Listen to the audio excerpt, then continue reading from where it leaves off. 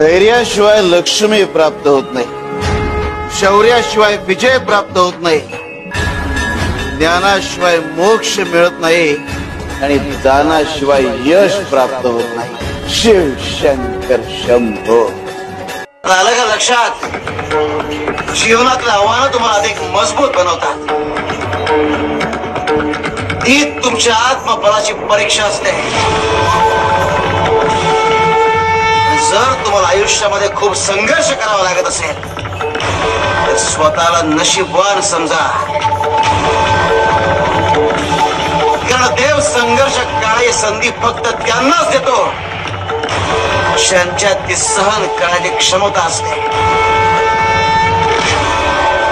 टाकीचे घाव सोसल्याशिवाय देव पण येत नाही आणि म्हणूनच फक्त परिपूर्ण होण्याकरता परीक्षा आवश्यक असते।